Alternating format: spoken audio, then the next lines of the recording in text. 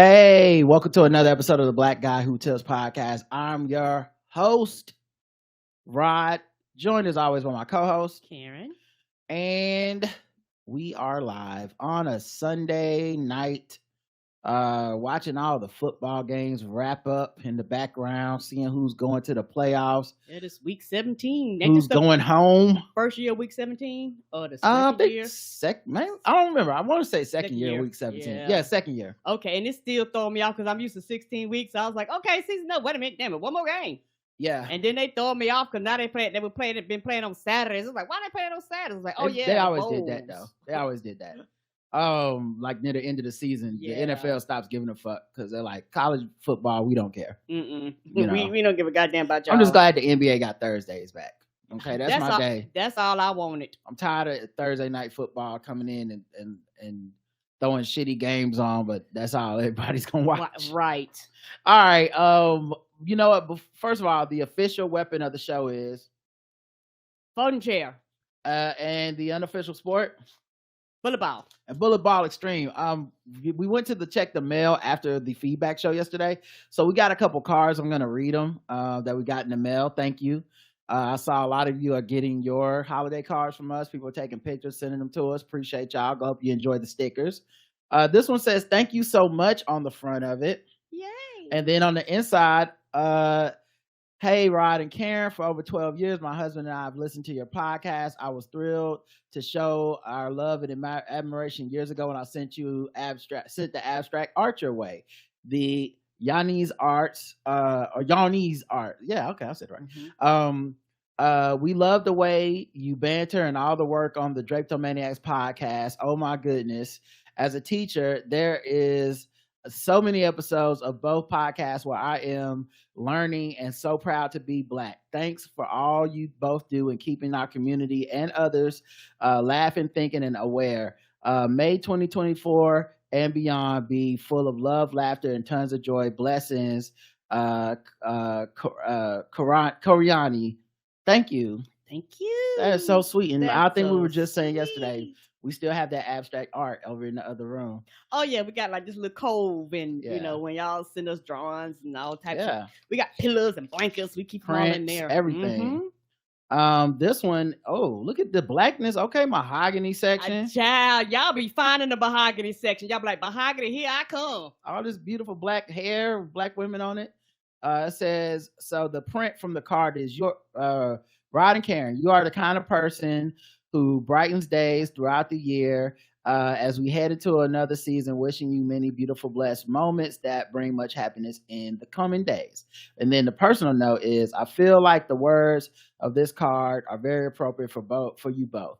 Thank you for the joy, thoughtful insight, and authentic selves that you shape. I think that's authentic self that you shape share with us. Okay, share with us through the podcast. I wish you both a great new year. Tiffany. P.S. I apologize for this card being so super late. Girl, it's always on time. Yeah. Y'all can send us these cards in the middle of the fucking year. We wouldn't care. No, we read them just the same. We love this. This is dope.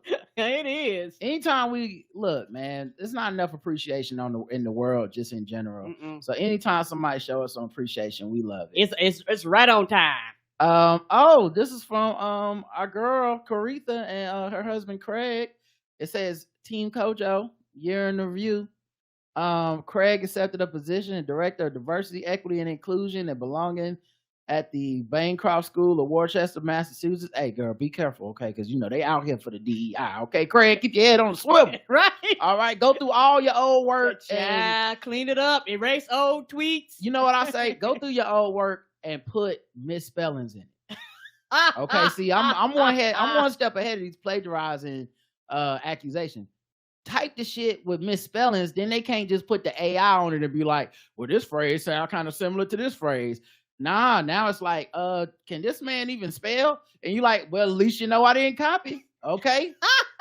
So as long as I'm here, we're gonna be diversifying, equity, and inclusion. We're gonna be including everybody. Yeah, y'all ain't gonna catch me.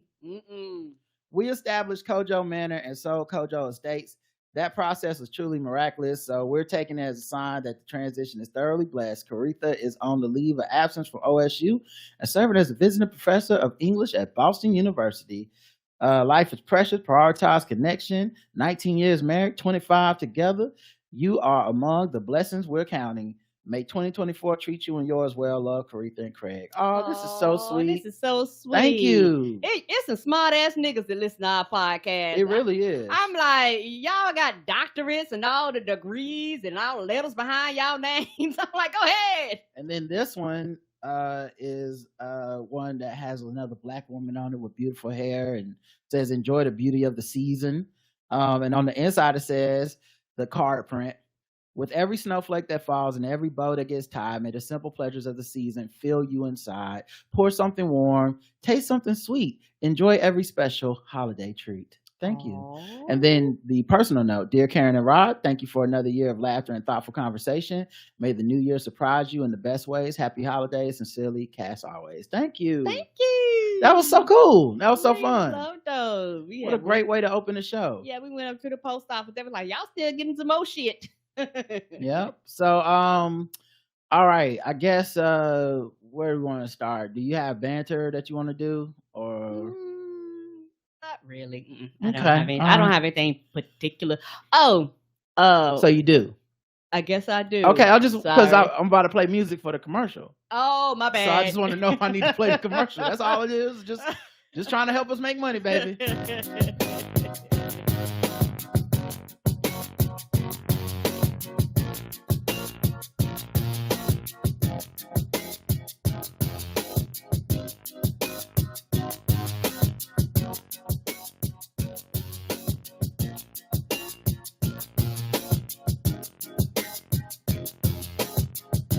Okay. We have been this year, me and Roger has kind of been making a transition, and so we've been branching out and trying all different like healthy foods and kind of foods and things like that. And this has been interesting. We found some keto bread, which I didn't even know that existed, and it's actually really good. I really like it. Also, the thing is, I have a sweet tooth for me personally.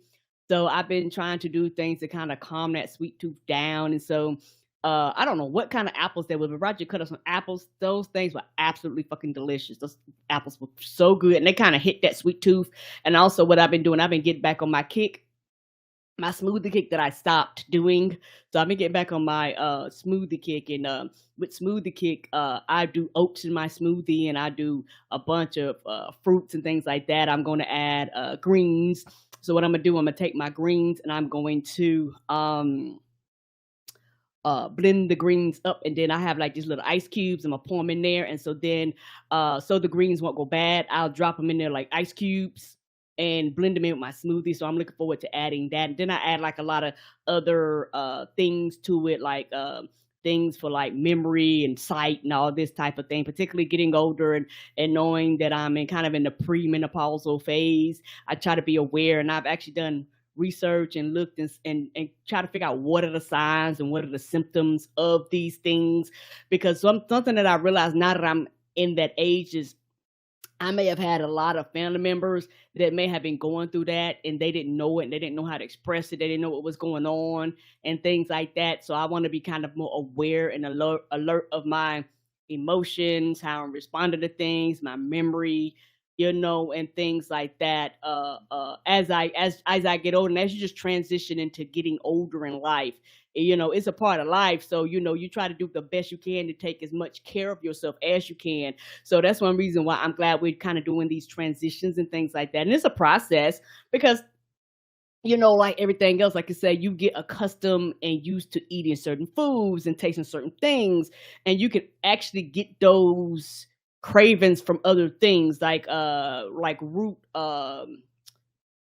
chips, and we like hummus. Like I love hummus, and so I've been doing things like that to kind of get that kick and eat things that have more of a natural sugar versus added sugar, and so it kind of makes a big difference. So I'm just enjoying the transition of it. Sometimes you have good days, sometimes you have bad days. And when I say that, sometimes you have days where you're just really, really craving something really bad. So when that happens, I'll do things like, we have a lot of sugar-free stuff around here. I'll start kind of snacking on that. So we got more fruits, more vegetables, things like that to kind of snack, because I'm a snacker. And so those things kind of take away and help with the snacky part of me that likes to snack. And so I have really been enjoying this transition. It's been interesting, but just enjoying the transition. Yeah, I mean, it's just, I've been kind of just experimenting with stuff, like going and trying different snacks that are just different.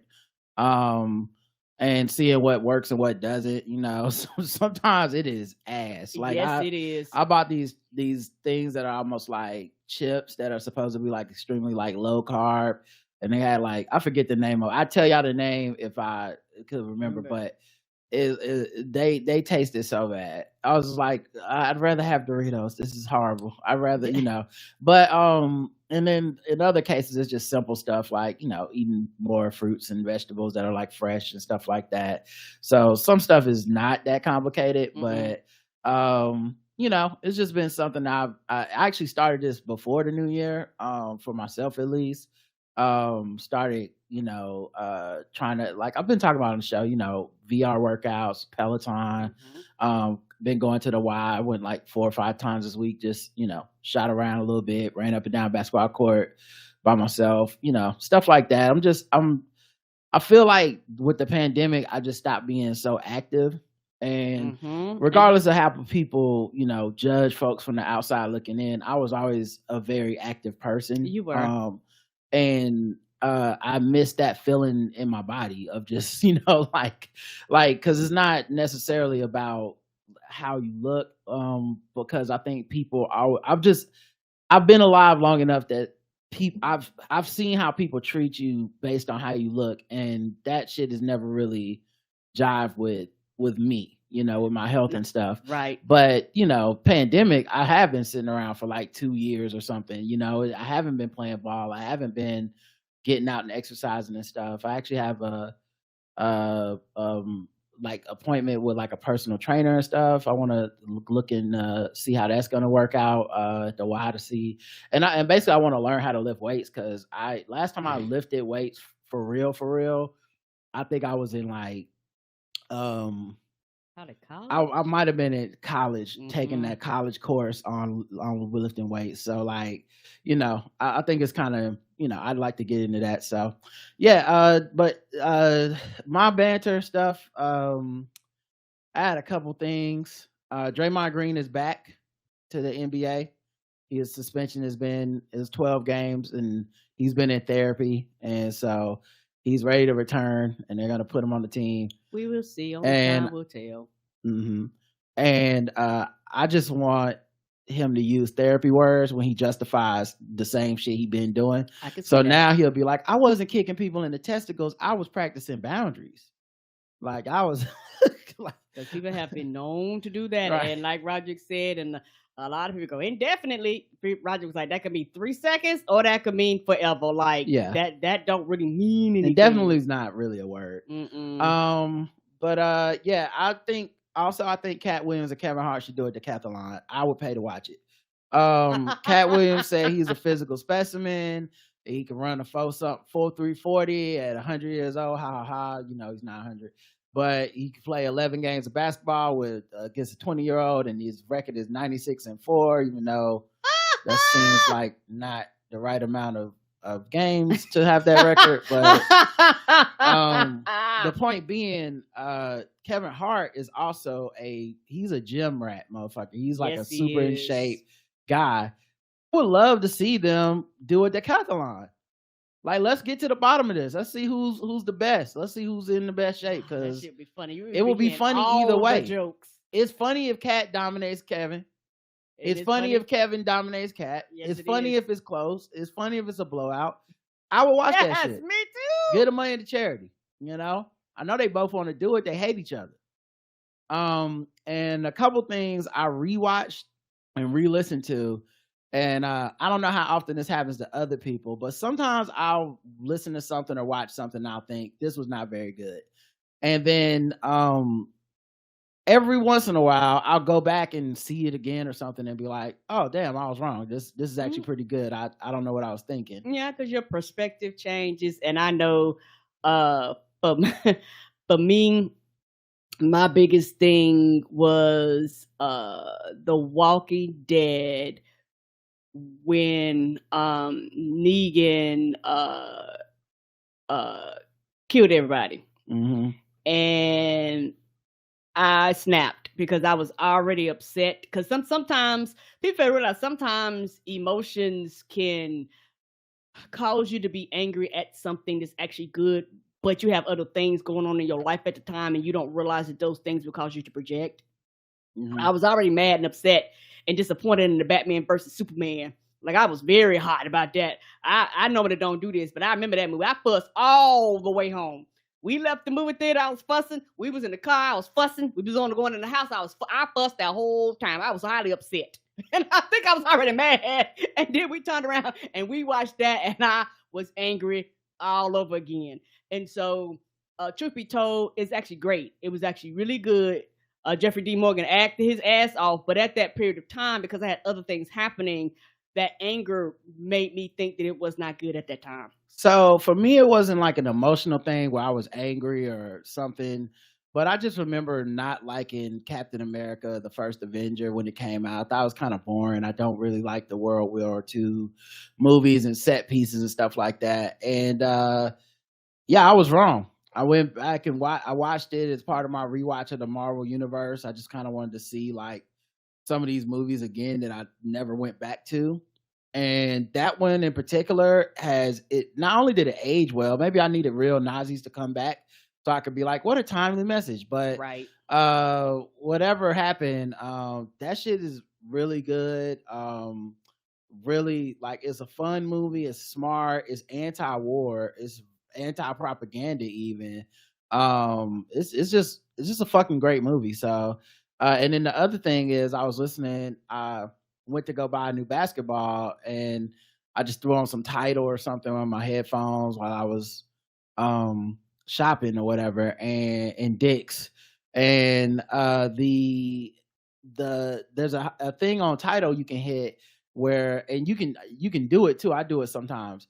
You can take your Tidal and click on a button and listen to people play music somewhere else. So like it's them selecting tracks and you're just listening to what they're listening to. I've done it before. That's fun. I've done it before too. Mm-hmm. I've just like, I'm the DJ, and then people can, if they're my friend or whatever, I share the link and they have Tidal, they can like hop on and see what I'm listening to. I would do it when I was writing for Game Theory. If I'd be deep in the writing session, I'd be like, okay, let me throw on some different tracks and then just kind of let people hear what I'm hearing.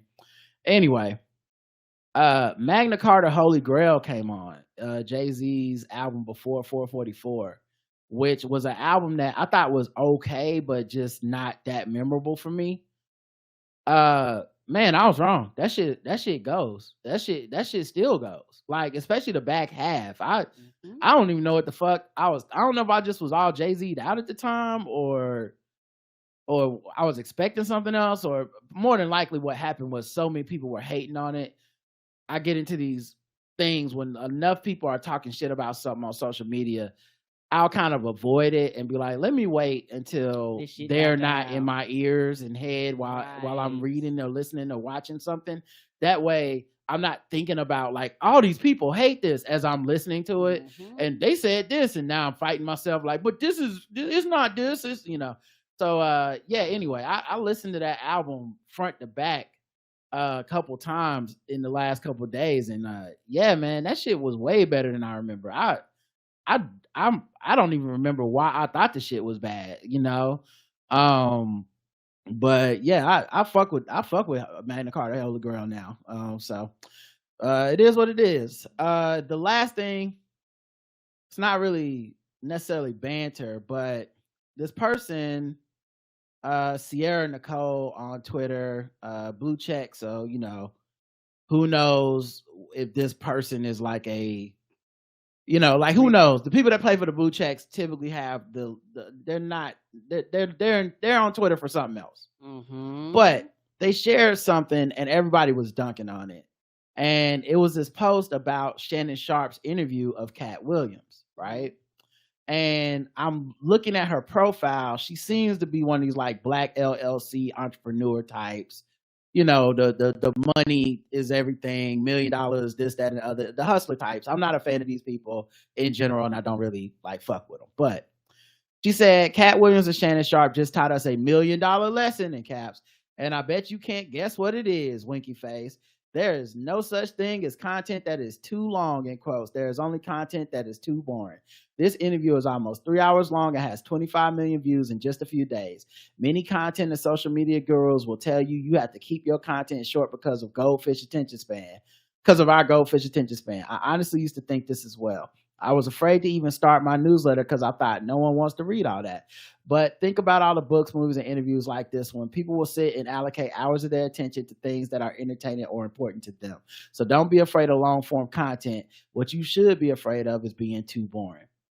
And so all these people were quote tweeting it like she was being stupid, you know? And like you can look at her profile and see tech, entrepreneur, money, $1 million lessons. So she's I can see if maybe they may have a personal like, oh no, I don't like her because she's always talking about some bullshit, which might be the case, but I have never seen or know her work or shit like that. So for me, I was just looking at the content of the message and I was like, yeah, everything she said was right though. Yeah, because the thing is, and a lot of this shit is subjective.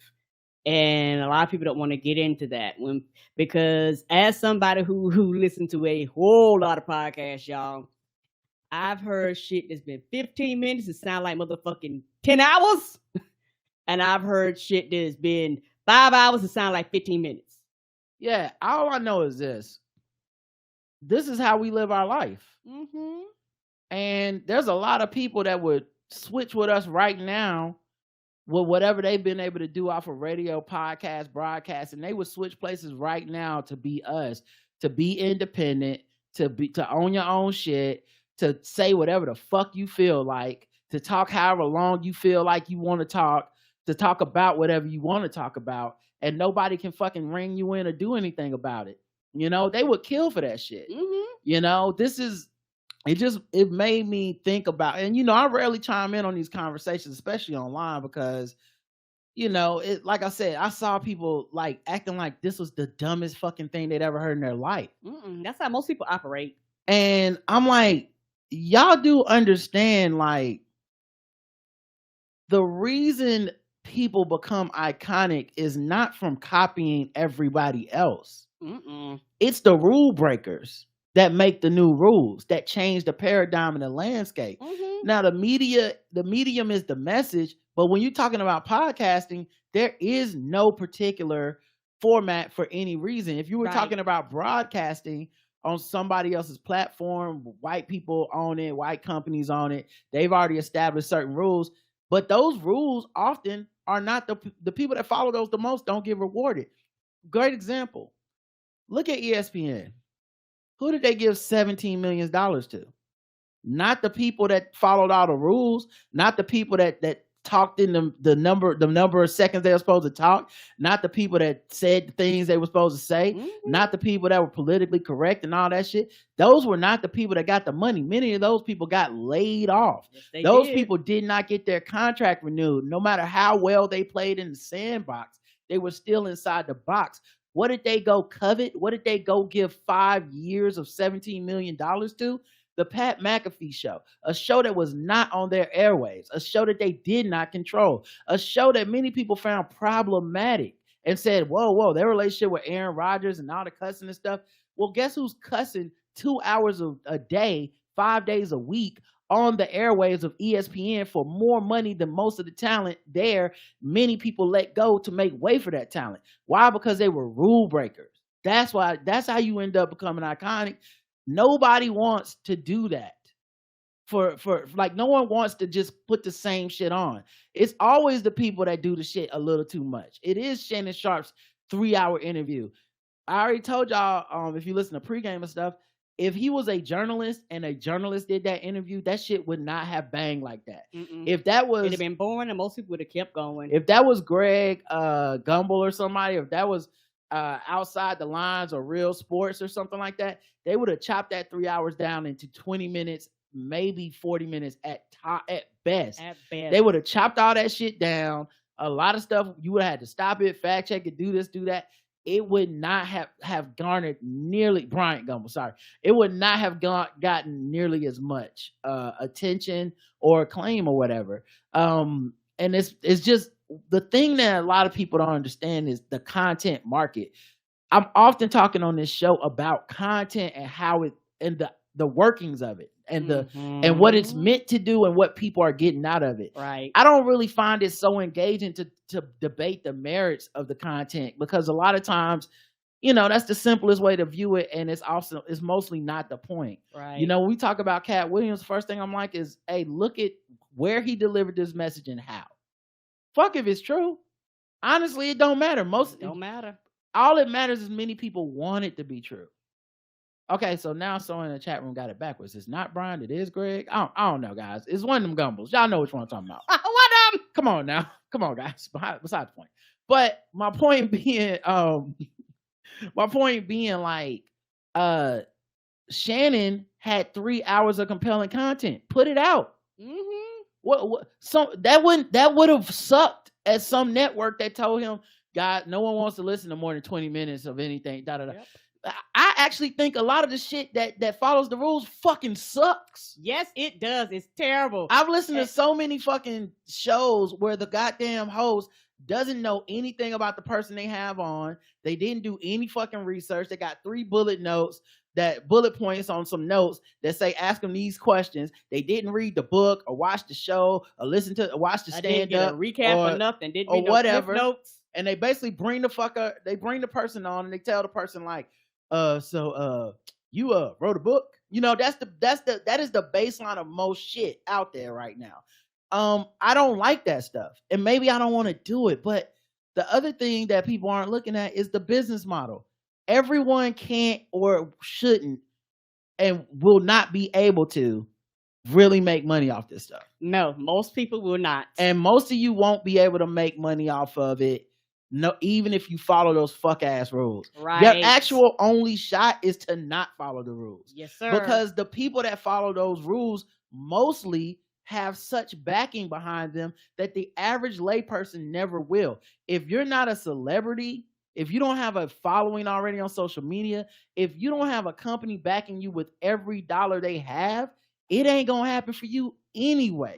There won't be a new Joe Rogan that comes up copying Joe Rogan. Nope. The next big person's gonna be doing some shit that motherfuckers aren't even thinking about right now. And Joe Rogan got that bag by not being like anything Spotify had under their belt. They went and gave him a bag for breaking all the rules that internally they told their podcasters to do. Right. Hey, don't talk about this. Only talk for this long. Do this, do that. No one knows what the fuck they're really talking about. Even the metrics and the measurements that we use within this, those can't capture everything. And for a lot of people, the biggest opportunity you have to actually make a living doing something independent is to find a small, passionate core of loyal people. That is it for most people. This thing of you're going to look up and you're going to be the next Charlemagne, you need the backings of the suits in that building. You need the money. You need the investment. The people want you to innovate by copying. You can't really innovate that way. You got to go be different. And what makes you different is the thing people will come for. So this person saying, just don't be boring is absolutely the fuck right. Take it from people that are 14 years in the game yesterday. We just celebrated 14 years in the game. And I am fucking tired of being dismissed. Like we don't fucking know. We know. We don't just know. We know better and we know more. We learned because we've done it. We've shown you what you thought was impossible. We've sat up there on panels with people that have millions of downloads an episode. And when they got to us, we were like, you don't need millions of downloads of episodes to make it, guys. These motherfuckers got everybody behind them. They got iHeartRadio and Spotify and all that. You, person that's listening to this, you don't. And I guarantee you there's way more of us than there are people that are going to be able to make these moves and deals and be like, don't even try to bid an ad in your thing till you get 100,000 downloads. Most people will never get an ad. So I'm just telling you another angle that I know from blood, sweat, and tears, not from just luck, but from preparation. I understand the difference in the mediums. There's a reason I go on the Karen Hunter show and they fucking love me. That's a different format than a podcast. Right. There's a reason that I can write for a fucking TV show. That's a different format than this podcast. There's a reason I can do Drapetomaniacs. That's a different format than this podcast. But a lot of that is studying, intuitiveness, putting in the work, putting in that dedication to be like, I need to go listen to everything, see what's happening out there. A lot of podcasts. So like the thing that bothered me was how dismissive people were, because they sound like fucking robots, and that's why the fuck you ain't gonna make it. And most of these, not to get too fucking like political about it, or racial, but most of these motherfuckers just looking for a white person's check. Yes. That's it. Their whole plan is like, how do I either guilt or play the game correctly until some white people write me a check to do my thing? And for most people, the paycheck and the white folks ain't never gonna come. It either is never gonna happen, or you just gonna sound like everybody the fuck else that got there.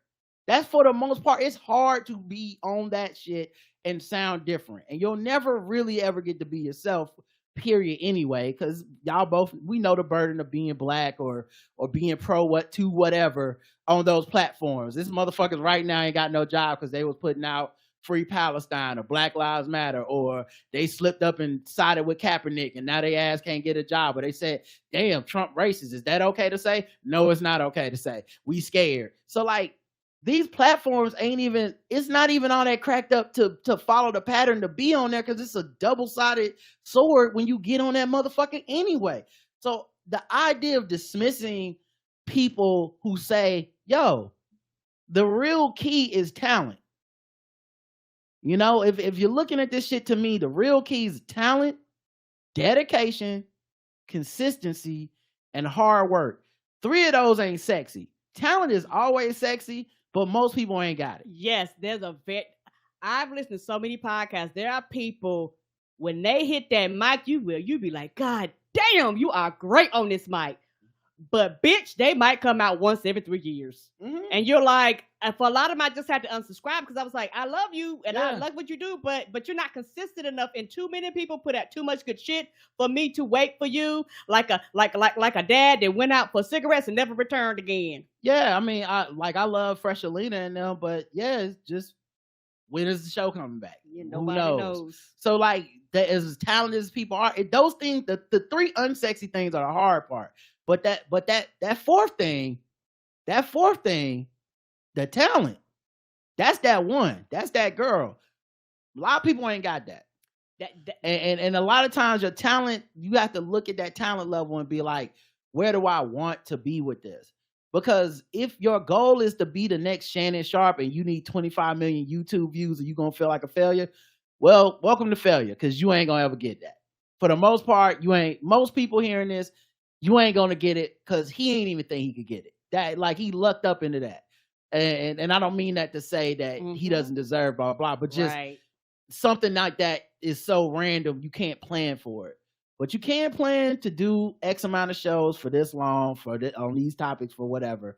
And that is the thing that keeps you always like present and able to take advantage of opportunity. But this thing of like calling this woman stupid and this is the worst advice I ever heard, that's insane to me. Mm-hmm. That person didn't say nothing crazy.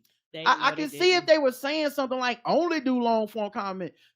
Don't pay attention to no rules. Just do what you like. They didn't say that. They just were like, hey, people will listen to long shit if it's good. Yes, they will. And that's facts. That's facts, man. Like, think about Dan Le Batard. Like, this motherfucker can talk about sports and all kinds of shit 3 hours a day, breaking the rules. Just breaking the rules is never what you think it's going to be when you get into that shit. There's a reason those people are iconic. It's because they did shit different. You can't be the next Jim Rohn. You can't. It's only one of these motherfuckers that's ever coming through. Everybody else sounds like a clone of them. There's so many clone Breakfast Club, clone even Joe Budden shows where you just like, I said Howard Stern. Yeah, there's only one Howard Stern. There's so many clone shows, but they're just imitating the person that already made it. You can't be bigger than them with that shit. So I'll be authentic and break a few rules. It's not don't pay attention to anything. Break the rules you want to break. Everybody should break some different shit. Like, some motherfuckers are going, hey, you know what? We're going to be the first motherfucker come out with 2 podcasts a day or whatever. Maybe that's the rule. We people laughing at it. I don't nobody want to hear that shit. And then we like 5 years later, I wish I came out with 2 podcasts a day. Fuck, I fucked up. That's how it works. Mm-hmm. And also, I think too, for a lot of people, like you say, a lot of that fundamental shit people don't want to do, and that boils down to the social media generation. And for a lot of people, it lies to people. It gives you the illusion that these people just showed up with talent, and they just showed up, and all of a sudden people just throw money at them. And that's why you have so many people that start these things and they don't last, because they be like, oh, I got to do it again. I got to do it now. Yeah, it is hard work. Like, it is a lot that goes behind it and into it. It's a lot of, but people fail to realize this, and kind of behind the scenes, it's a lot of pre-prep. Like, sometimes you have to sit down before you record. Sometimes you record and then you have to sit down after you record. Sometimes you have to, dissect and edit. Sometimes you have to chop shit up. Like, it is not as simple as just turn this motherfucking mic on. But see, that's the thing. It's different for everybody. That's true. So for somebody, it is that simple. Somebody is living their existence where they go to their podcast, they just turn the mic on and talk, and their shit is hitting. My point is, there's no blueprint. There are metrics, but those metrics are not the thing. No, they're not. People work backwards. They go, this person is successful, and they do a 30-minute show every 2 weeks. And they go, that's why they're successful. And guess what? You're goddamn wrong. They're successful because they're talented. Yeah, and whatever that 30 minutes is, it makes people want to listen to that 30 minutes. Mm-hmm. I've seen every version of a podcast gimmick. I remember there was a podcaster that was like, I'm gonna make a show that's only 5 minutes, and it's gonna be once a week, and I'm gonna get X amount of listens just because it's short. And guess what? They did that show and nobody fucking listened. Because at the end of the day, that's actually not how people listen to shit. That's not the only metric that matters. Is like, well, it's only 5 minutes. Sometimes they're like, I do want to sit with somebody for an hour. Some motherfuckers sitting in the cubicle right now like, man, I'm mad, man. Blackout Tips is only an hour today. They be highly upset. And you know how I know? Because I was one of them. I was one of the people that would listen to like my favorite podcast and be like, damn, Hot 5 Star only did 2 hours. Are these niggas okay? I got to get through Friday. What the fuck? I would be upset, child, because I'm at the house now. But, man, when they would be like 4.5 hours, I'd be like, and a lot of times what I would do, I would wait till lunch, and then I'd be like, this bitch going to take me to the end of the day. Let's go. Let's go, niggas. And then there's like podcasts that cut out the uhs and ums of their speech, and they sound like fucking TikTok robots. Like, people have tried everything, dog. They've tried everything. The thing that works is whatever works for you. And I tell y'all right now, the best thing you can do is make the show you love, and then hope that the people who love shit like you will find it. That's the formula. Everybody else does not know what the fuck they are talking about. Right. It's always the rule breakers that fucking make the new rules. That's how it works. Then everyone copies them and goes, that's the new rules. There was a time when radio was a different way than it is today.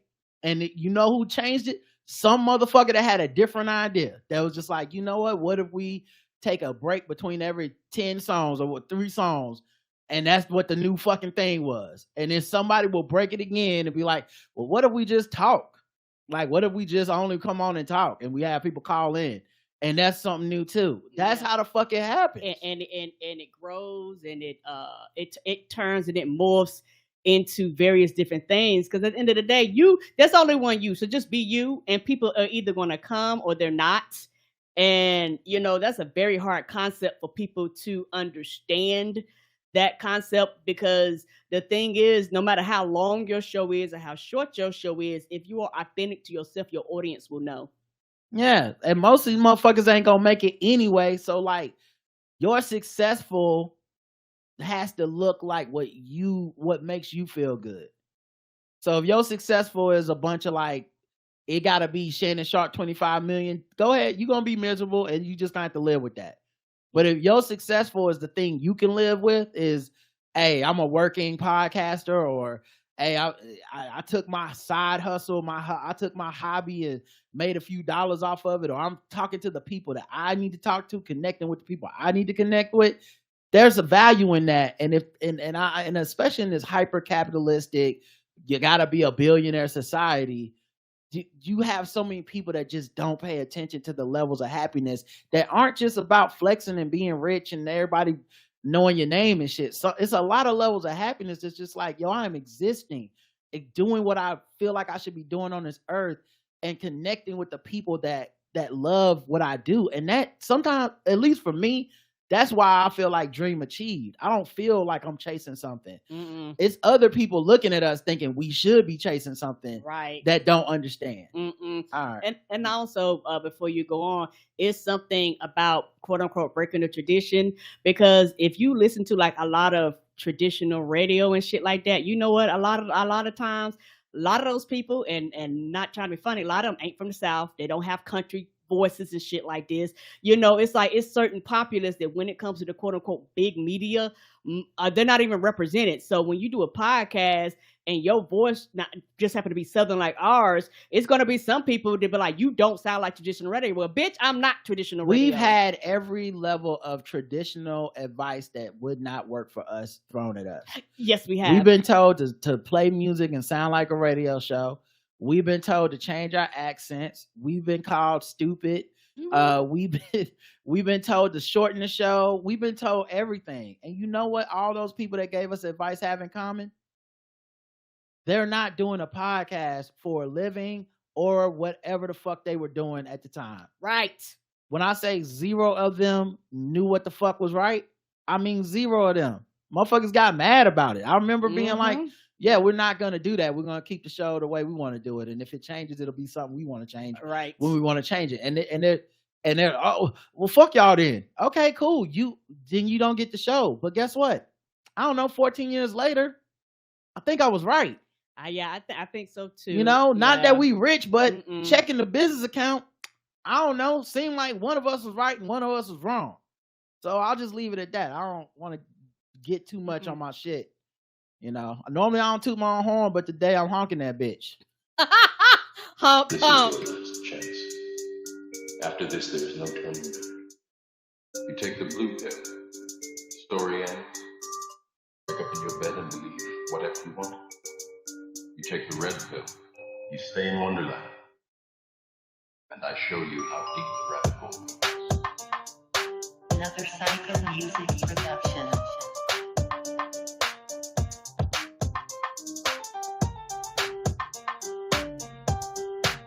Like them keys in there. Nothing started. Someone in the chat was like, did something start this? Nothing really sparked it, but just me seeing that post and watching a lot of people get off on dunking on that and being like, I don't know. That's what we did. No, we didn't follow nobody rules, and we are just fine. 14 years in the game. We done been on panels with white boys telling everybody some shit that we was just up there like, wait till they get to us. Yeah, I was, because when they get to us, they gonna find out you don't have to do none of that shit them white boys said. You don't gotta wait for a company to come hire you so you can talk about food. You could actually just do that on your own. Yes, you can. You don't have to wait. Get you a Zoom and go call some chefs and call it a day. You can own your own RSS feed and you don't have to worry about a motherfucker canceling your show and now you ain't got nowhere to go with it. Right. You know what I'm saying? So like, you know, you can tell Spotify no 100 times till you get the contract you want. You know, won't even tell y'all the other behind the scenes shit we don't have to say no to.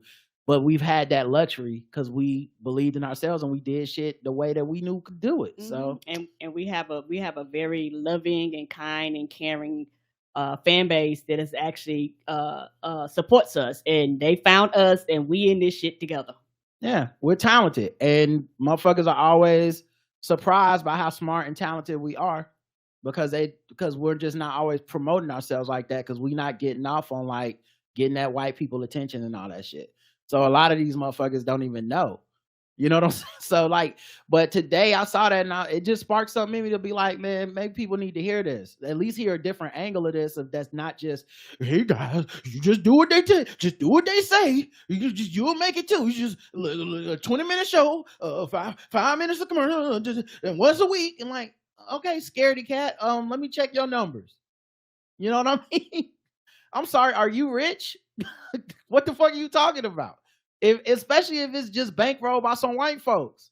Because if it's bankrolled by some white folks, that's not really success, really. You know, like you did it, but you didn't like do it on your own. Because as I can attest to, white folks can wake up the next day and decide them numbers don't be them numbers no more.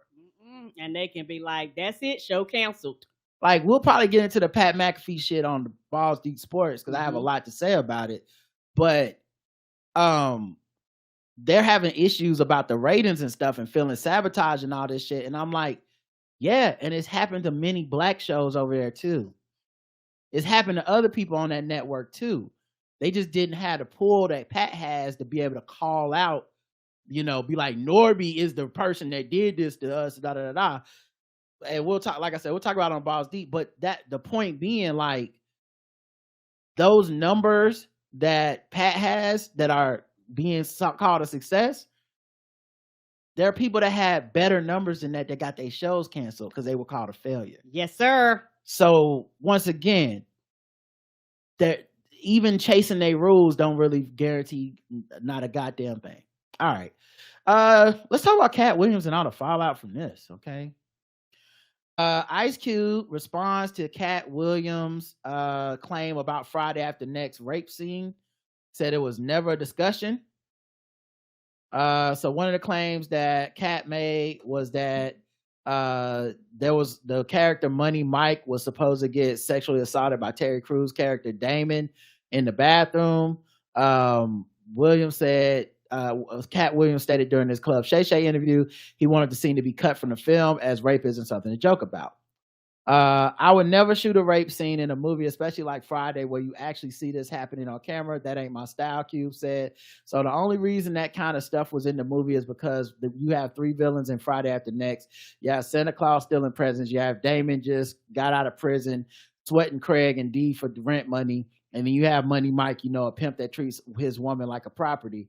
So Craig is always fighting the villains in the movies, from the Joker Brothers to Debo. So we already had Craig fighting Santa Claus. The only real way to get rid of the other two villains is to have them go against each other. The plier joke was always in the script. It was never, we would never ever show that. That's not my style. If you look at any of my movies, so you know this, that was never discussion.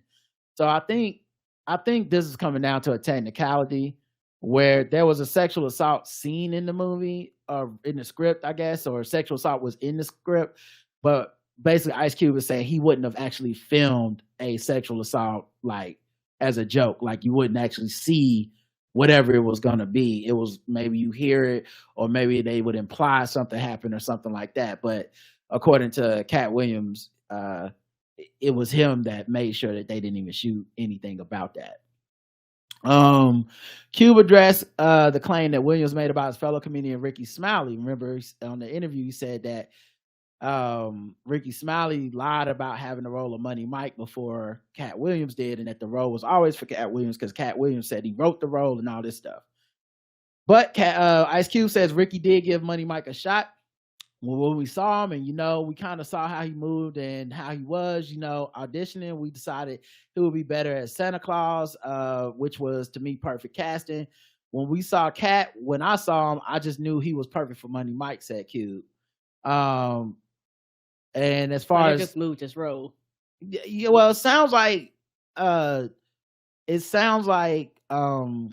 Ricky Smiley did audition for Money Mike.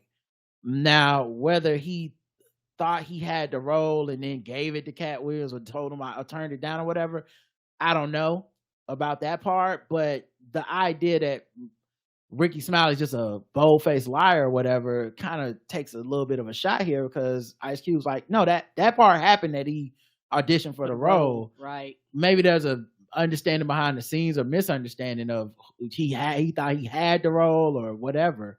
But anyway, he does bring up, Ice Cube, that Katt Williams didn't like write that role. He said Katt said he wrote his role, which I mean, the role was written, but he enhanced it. This is why Katt was so dope in the movie. Money Mike had a small role, you know, and as big as the Santa Claus role, but about as big as the Santa Claus role. But when we started filming, he was giving us such magic. We kept expanding his role and giving him more to do because he was on point.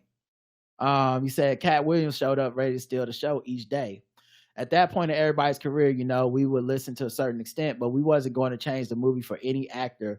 We do what we feel, and if it was a rape scene, it would have been in the movie. It was no reason not to shoot it, but that's not my style. I don't even like that kind of shit in movies on camera. That was, to me, a little discrepancy there. So, you know, people kind of fact checking. I think it's interesting because, like I said, I think what Katt did was so brilliant because I don't think there's any way to respond if you were one of the people that got, if you were one of the people that got, like, you know, dissed by him. I've seen different types of responses and everybody's been saying that it's not good. Right. So Steve Harvey hasn't addressed it at all. People like, see, that's because it's true. That's everything he said. Cedric Entertainment responded to it by being like, I'm above it, kind of. Everybody's like, he didn't say he didn't steal that joke, you know. Lavelle Crawford says celebs are making themselves look guilty by responding to Katt Williams. When you chime in on stuff, it just makes it more valid. Crawford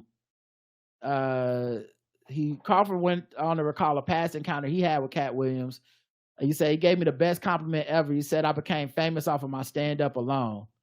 But he said, when you chime in on stuff, it just makes it more valid. If it ain't true, all the money you got, all the blessings you got, why you on Instagram going, that ain't true. You just made yourself look guilty. So once again, I just think that's what was brilliant about it. Whatever you say, people gonna go, no. You know, it just do not matter. Whatever you say, they're gonna find a way to be like, nope, that wasn't it. Right. And truthfully, nobody really knows what the truth is.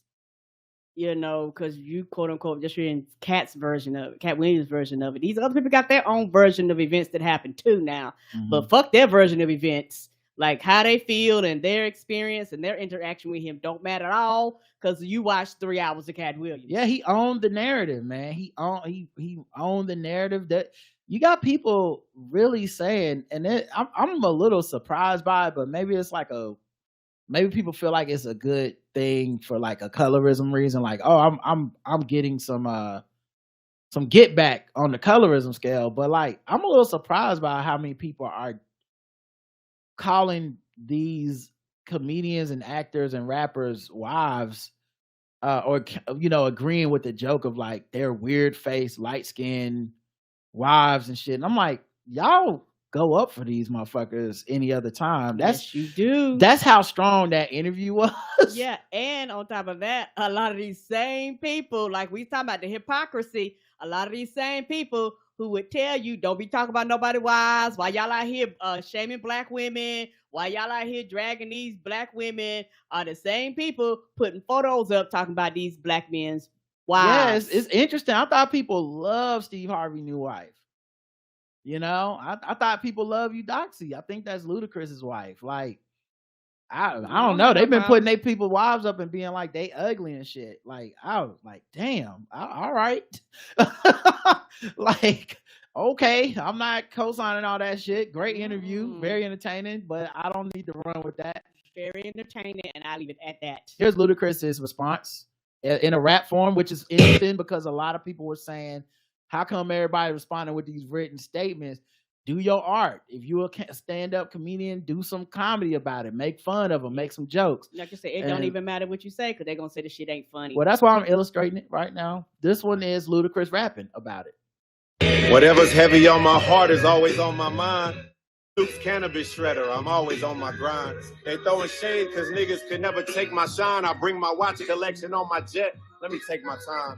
Like fine wine, I'm aging like Benjamin. Top 5, I'm worth mentioning. Bring me rappers, I'm lynching them. See the pendulum swing, Jesus with diamond thorns. Ludacris, swaddled in Gucci linens when I was born. Never been Illuminati, only Illuminati. And I only left with bitches when coming from any party. Now I'm married with kids, the evolution of life.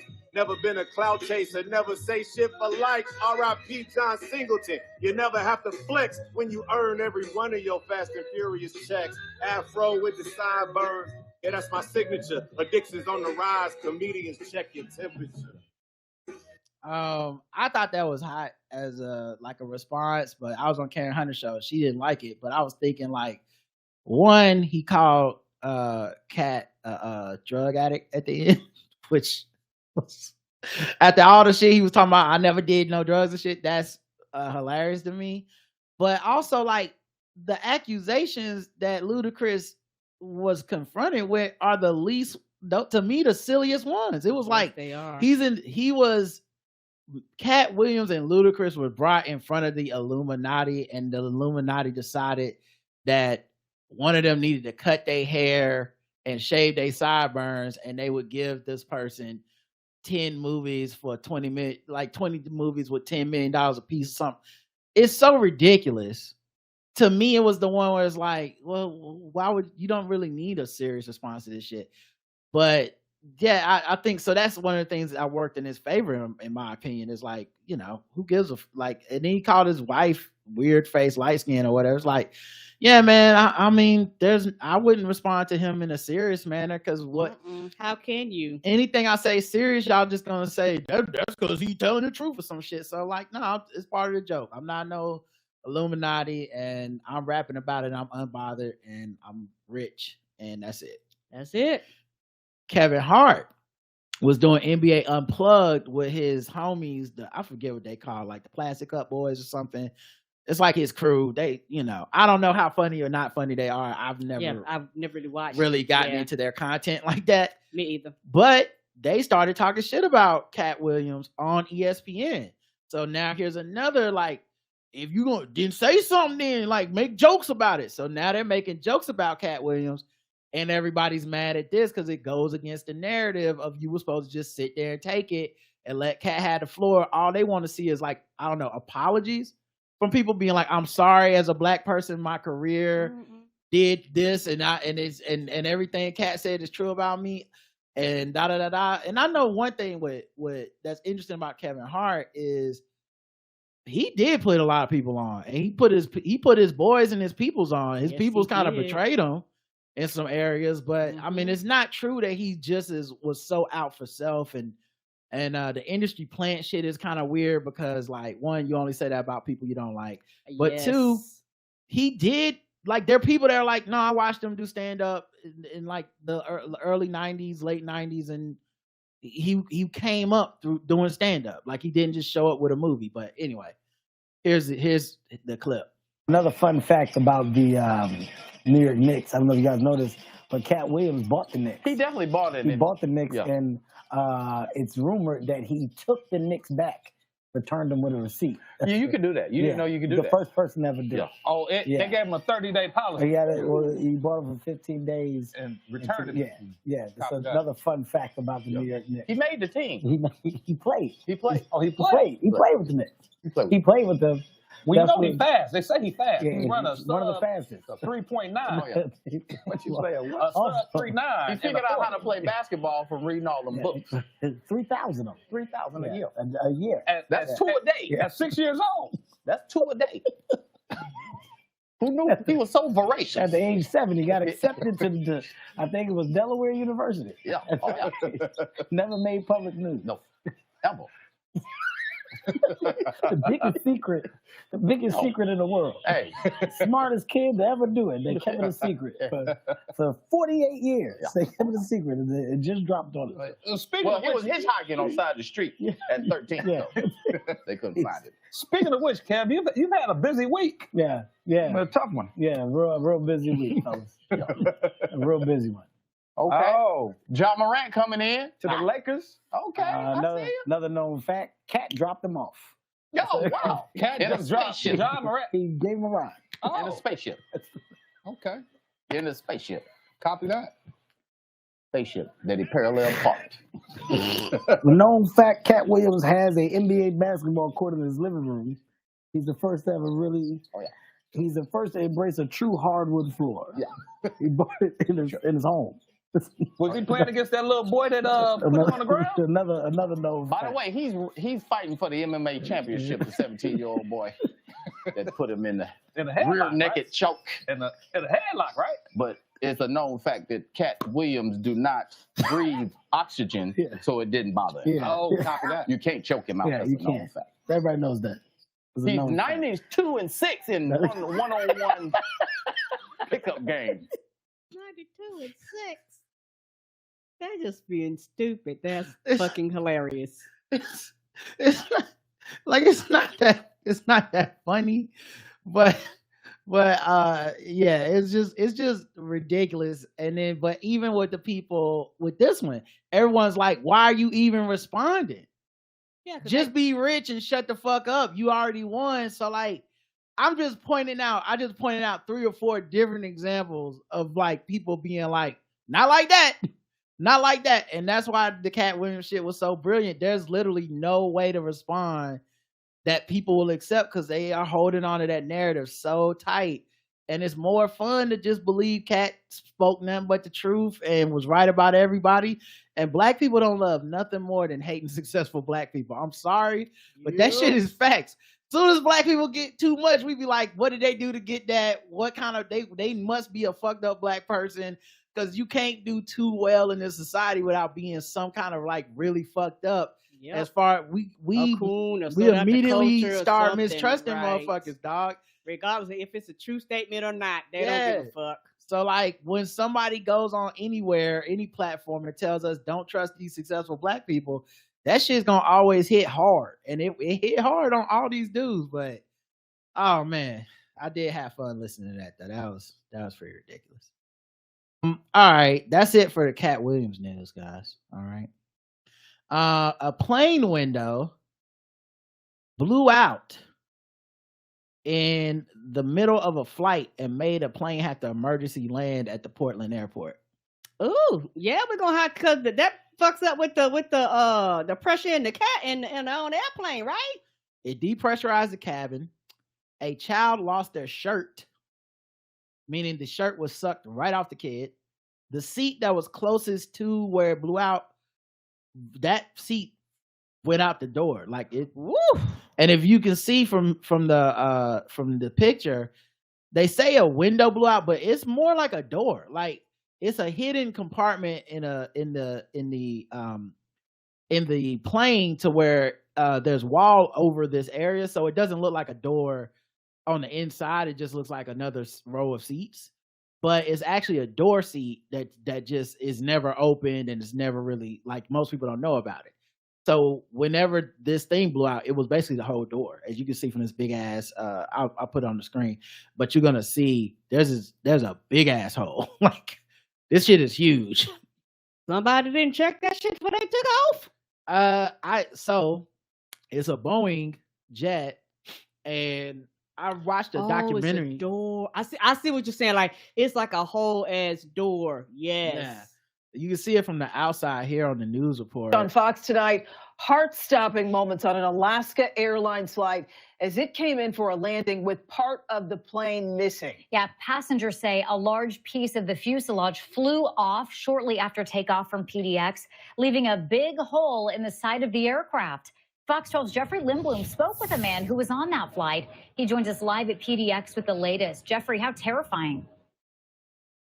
Yes, a scary situation this evening as a plane leaving from Portland around 5 o'clock for Ontario, California had to make an emergency landing. So we declared emergency. We needed to send down to 10,000. Flight crew on Alaska Airlines Flight 1282 declaring an emergency as these photos show the aircraft appearing to be missing a panel. It was about as wide as a refrigerator and about as high as 2/3 of a refrigerator in height. Evan Smith says he was among the 174 passengers aboard the flight heading to Ontario. Says they just reached cruising altitude at around 10,000 feet as disaster struck. There was a really loud bang towards the left rear of the plane and a whooshing noise, and all the air masks dropped. Okay, we need to turn back to Portland if we can get one. Flight crew made the call to return to Portland, while Smith says he looked back about 6 rows and saw what he believes is a missing side panel in the aircraft. Yes, we needed this. We declared an emergency.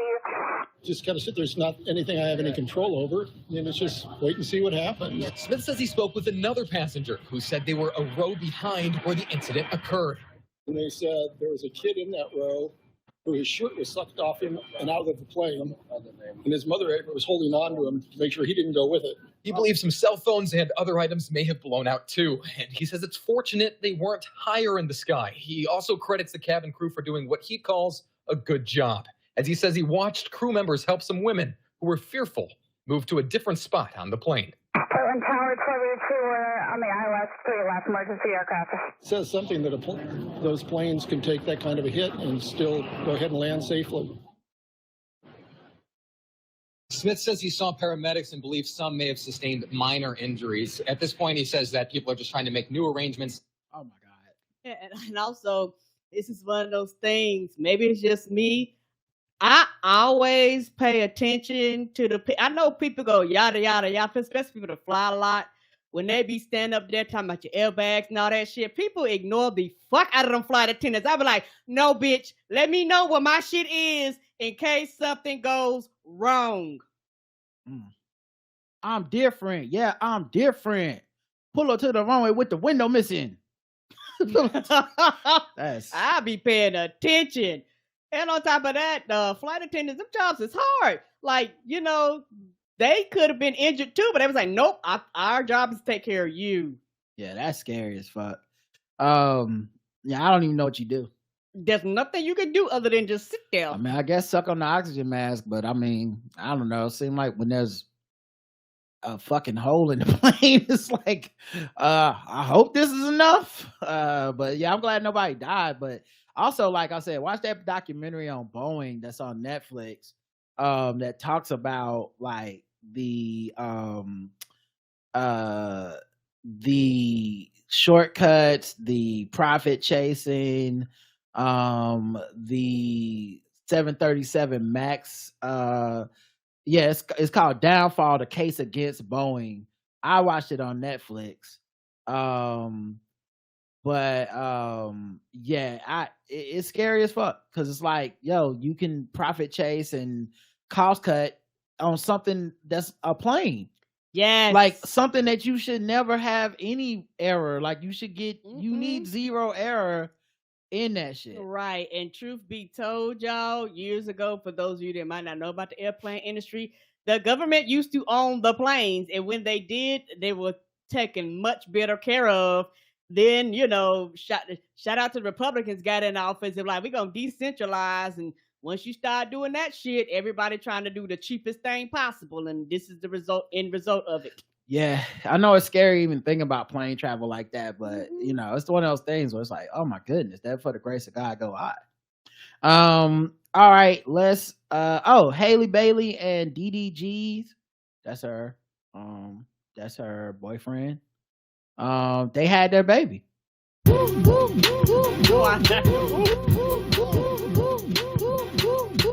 News.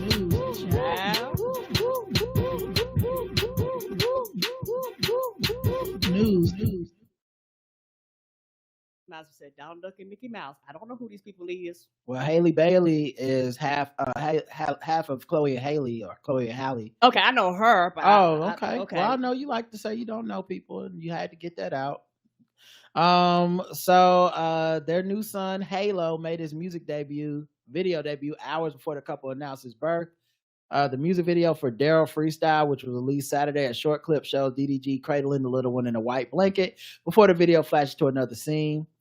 The I'm Geeking rapper, born Daryl Dwayne Granberry Jr., also seemingly gave a shout out to Bailey and their new addition in their lyrics. Silver Spoon Kid, I know Halo don't want for nothing. He crying, his mama coming. She's stronger than Wonder Woman. While the cover art for the soundtrack features an image of the baby's face, it's unclear whether the photo is of the pair's son. A baby's face. The Little Mermaid star 23 and the rapper 26 announced the arrival of their first child Saturday evening. Yeah, and it's weird because like I don't know how much of this you've seen, but probably not that much. But there's these weirdo people that are like our age that are very obsessed with Halle Bailey, and this is the younger one out of the two of them, right? Because I don't know their ages. Okay. But the one that played Little Mermaid. Okay, yeah, I think she's the youngest. And they have really been against her relationship with this dude for some reason. I don't know the reasons. Y'all know me. I'm very much like, if these motherfuckers are together, they together. It really ain't for me anyway. Right. I don't give a fuck. Don't care. Especially with these people being so young. It don't even feel right for my 45-year-old ass to be arguing on the internet about this shit. But that's just me. So they have the baby, but she's been pregnant and doing like, you know, like press events and red carpets and stuff, and she's been dressing in ways that kind of like cover up the baby bump. And so then people were like demanding that she announce that she's pregnant and like, you owe this to us and shit. And then knowing that they were gonna be mad because they don't want her to be pregnant by this guy, for whatever reasons, you know, similar. I think some of the reasons are similar to Jonathan Owens in that, like, he said stuff that they joke around or whatever, or say shit, and it's not always flattering. And so people are like, this motherfucker, you know. So yeah, it's been a big deal. And then you know, people were even, you know, like demanding to see the baby's face and all this other shit. People are crazy. Yeah, she put out on her Instagram, even though we're a few days into the new year, the greatest thing that 2023 could have done for me was bring me my son. Welcome to the world, my halo. The world is desperate to know you. Wink emoji, laughing emoji, heart emoji, because that's how much people have been nagging her about, you need to tell us you're pregnant and all this shit. So, you know, good for them. Despite months of fan speculation, Bailey and DDG never confirmed that they were expecting. The color purple star even came for those who made comments about her pregnancy notes, telling them to leave her alone. And they probably did not, because people do not know how to do that. No, they wouldn't feel right. Like that song you play, as long as they feel better than you, that's all that matters. Oh, the Hater song. I love that song. Yeah, I do love that song.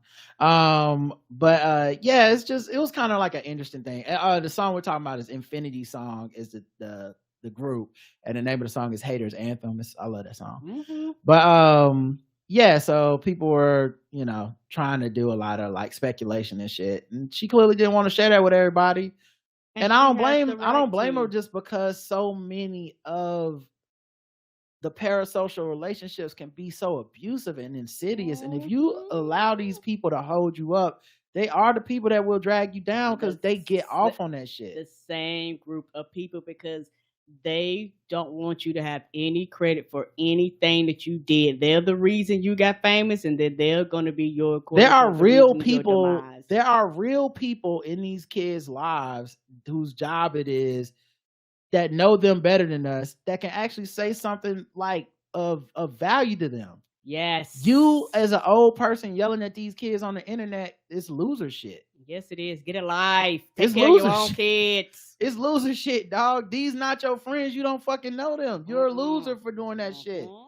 Like, what the fuck? And I'm not talking about like people that see like this isn't us seeing like a video of somebody like beating somebody and being like, hey man, y'all need to leave them alone. Like, we're not saying that. It's just like you're looking and obsessing into every single word, every interview, every interaction, every Instagram live, and then fighting about it with everybody, because it's really just material for gender war shit. Yes, it is. And then you end up doing weird shit like demanding to see their baby's face. Like, that is, you don't feel like, damn, we went too far. That's crazy, right? Show us your baby bump. What? You better tell us you pregnant. What? Who the fuck are you, her aunt? You're just a person. You're just a person. You hit follow on the Instagram like everybody else hit follow. And the thing is, that's fine if you quote unquote feel that way, but it's one of those things when you put this shit online, it becomes a problem, because you're like, oh yo, you just want to argue with niggas. God damn, man. People scary as fuck to me, man. Yes, they are. Cardi B has subpoenaed Tasha K's associates in request to secure her $4 million judgment.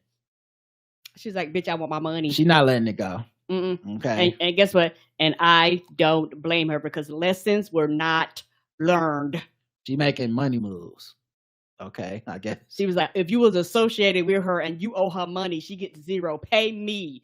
And she gets no direct deposits. Yep. So I guess we'll find out if she ever gets that money. But that gotta is be still like, I happening. don't care if it's 50 cents, bitch, it's my 50 cent. Yeah, it is still happening out here. Let's see, what else do I feel like talking about? Anything for want to do fucking with black people? Yeah, sure. Why not? We'll do a couple of these. I don't have to do it forever. Do a quick fucking with black people. Where's my fucking? Oh, there we go.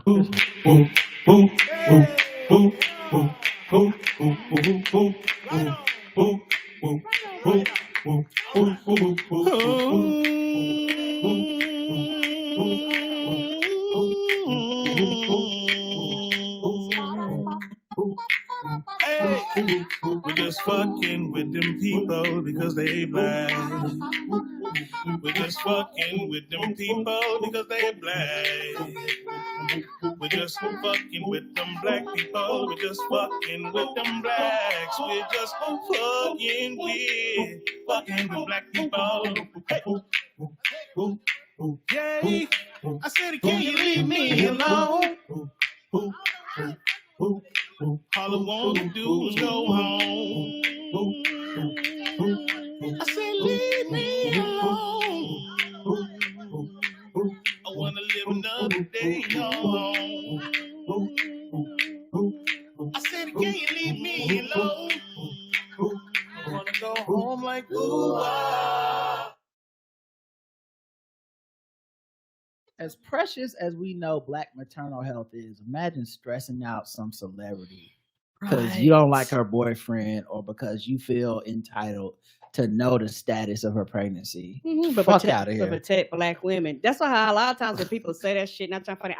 For most people, I don't even really believe them because it's basically as convenient as it is. As somebody who's quote unquote has dealt with that and dealt with people like that, a lot of them are full of shit, and the only time they use it is when it's convenient for them. Stan culture is crazy. Yes, it is. All right, fuck with black people. School board backs down from plans to scrap black history courses after backlash. A Missouri school board will allow black history and literature classes after mounting backlash sparked by its initial plans to eliminate the courses. Francis Howell School Board will permit high school students across the predominantly white district to enroll in these classes in the next school year if the board approves of a curriculum. This is rigorous and largely politically neutral, said a statement from the school board president and superintendent. Just last week, the board voted to remove the courses, which have been offered at the district's 3 high schools since 2020. Since 2020. What was happening before 2020? I don't know. Took the pandemic for y'all be like, y'all know what? Let's get this out here. But yeah, they have been offered since 2020 because they were reportedly developed to the Southern Poverty Law Center standards.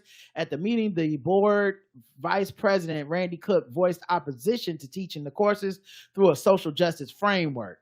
The decision prompted immediate backlash, including a student-organized petition signed by more than 3,400 people calling for the reinstatement of the courses. Shout out to the kids on that, because that many kids means it was a coalition of kids. That's not just only the black kids. Everybody was like, this is some bullshit.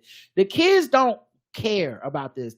First of all, the kids are all woke because they're supposed to be woke. Because when you're that young, you optimistic and you hoping for the best and you hoping your generation gonna be different. They won't, but you're hoping they are. Yes. The other thing for the kids is they getting all the content off TikTok anyway. Yes, sir. So like all the anti-racism shit they learned ain't got nothing to do with this. Like you can't taking the class out isn't gonna stop shit anyway. So you might as well leave it in. You're just giving the kids something to rally against. Yes, you are.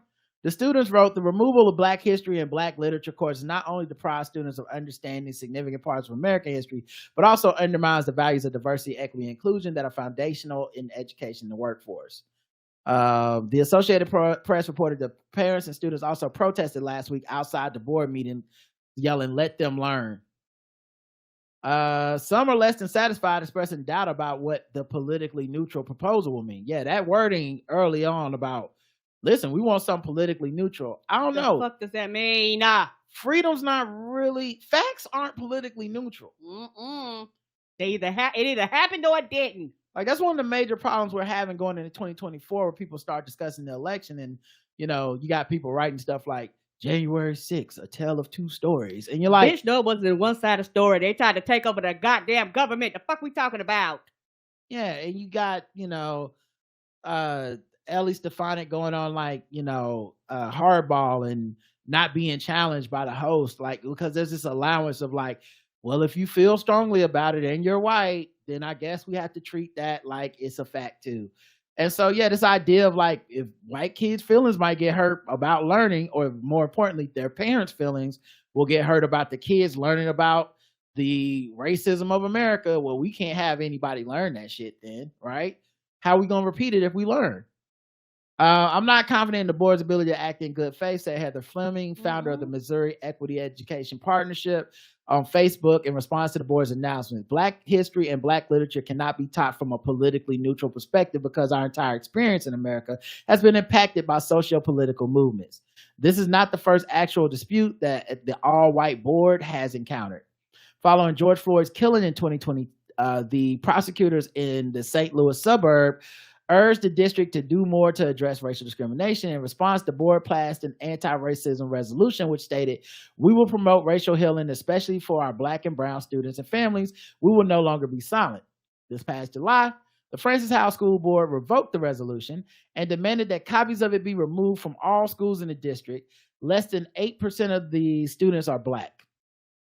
So there you go, 0 to 100.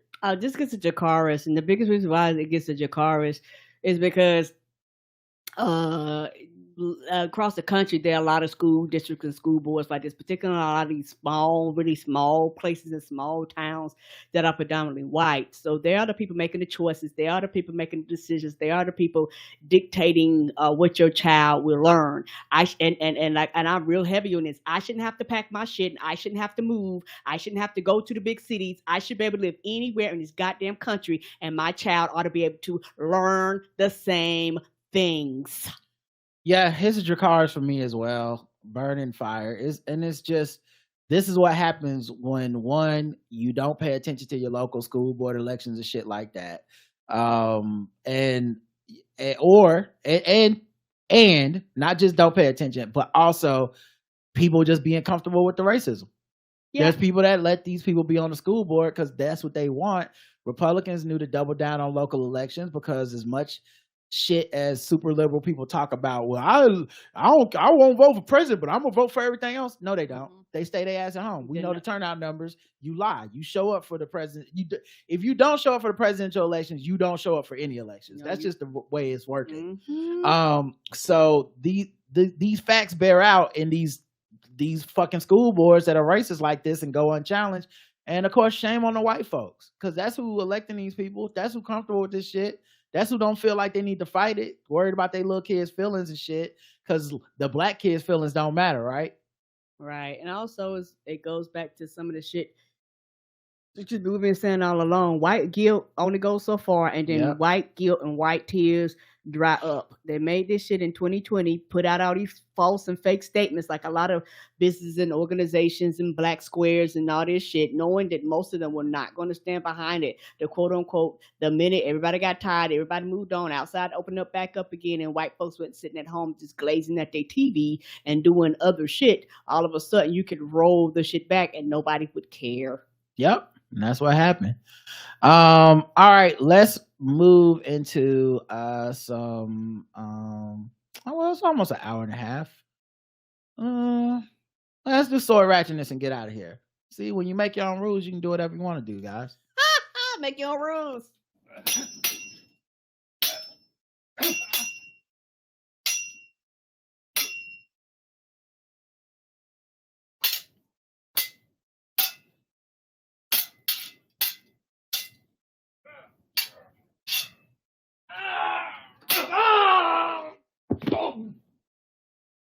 All right, sword ratchet this time. Barksdale Federal Credit Union open. Sword ratchet this time. Hold on, Kara has to do it. Hold on, go ahead. Well, you know I gotta message you about that clip to just play. Go ahead. I said go ahead. Shout out to the Federal Union. Right. But as long as it ain't the Army Navy one, we don't promote them at all. All right. There we go, guys. I accidentally let the commercial play for 1 second. And You gonna get these jokes? we have to get the jokes in there. Let me see if I can share my screen. I think I'm sharing the wrong thing. Hold on, give me a second. Okay, share my screen with y'all so y'all can see the news article, because we actually have a news article this time. After authorities say he showed up there with a sword saying, quote, "I'm here for the chief's head." Jose Luis Martinez was arrested for evading arrest and assault with a deadly weapon in the incident that happened in December in New Boston, Texas. The police report states he approached a dispatcher while waving the sword over his head, saying he was going to kill the chief. Get him here now. He then hit the court clerk's window several times. Martinez was booked into the bi-state jail. You can read more about the terrifying incident on our KSLA News 12 app. Barksdale Federal Credit Did he Union opened their doors. Did he make a whole ass announcement about say like anime? Yeah, did he make a whole ass announcement at the beginning in his kimono? Dang, he was like, "Get out here! I want my revenge." I came for revenge for my father's death. I will not leave until blood is spilled. That was some blue-eyed samurai shit. Like, I'm outside the police station. Yeah. I want to talk to the police chief. I'm like, you do know they got guns, right? Yes, and this ain't no anime. If they shoot, you will get hit. Yeah, you gonna catch bullets with your teeth like Bruce Leroy? Nigga, please. All right, y'all, that's it. We'll be back throughout